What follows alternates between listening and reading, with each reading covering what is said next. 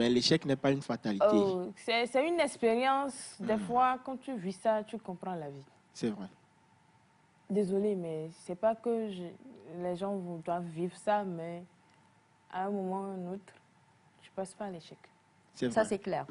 Et on en a parlé avec le psychologue, il faut comprendre que l'échec, c'est ce qui forge un être humain, en fait. Ouais. Un être humain qui n'a jamais vécu une difficulté. Est-ce qu'il n'y a même pas d'être humain qui n'ait jamais vécu une difficulté? Mais selon la façon dont nous vivons certaines situations, comme par exemple l'échec au probatoire, aux examens, ou bien des petites... Enfin, pas de petites choses, parce que c'est quand même important.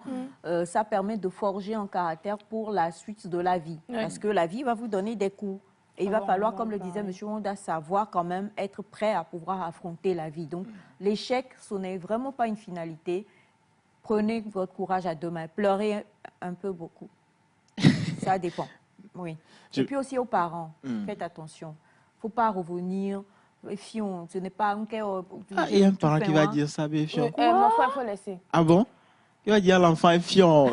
Il faut laisser. Non, ça, c'est pas bien. C'est méchant. Un gain un jour ou un trova.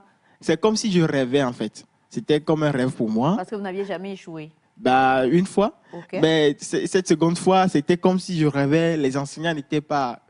les enseignants aussi n'étaient pas... C'est-à-dire, ils ne croyaient pas. Il disait que toi, tu viens pour nous, comment dit-on, pour nous blaguer ici. Et ça fait 1 mois, 2 mois, 3 mois avant qu'ils ne croient qu'ils savent que, vrai, le gars là, il a échoué. Donc, du coup, avec certains anciens collègues aussi, c'est-à-dire, je dis collègues d'échec. Vos camarades ont échoué, vous trouvez que c'est collègues d'échec? C'est grave. Il est donc, c'est bien, non?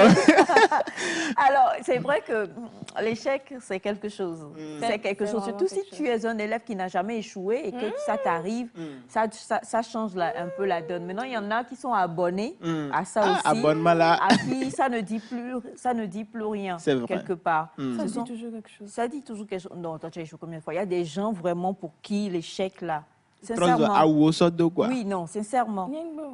Ça fait toujours quelque chose. Ça fait toujours quelque chose? OK. Surtout quand on voit... partir au bac 7 fois, ça fait toujours quelque chose. À chaque fois que tu échoues, on dit déjà que quand tu as échoué une fois, ça dit que tu as une forte chance d'échouer encore. Encore, oui. Mais à chaque fois que tu échoues, tu te sous-estimes de plus en plus, en fait. Et puis, même si tu prends le temps de bien bosser tout ça, quand tu attends que j'échoue encore, tu te remets en question.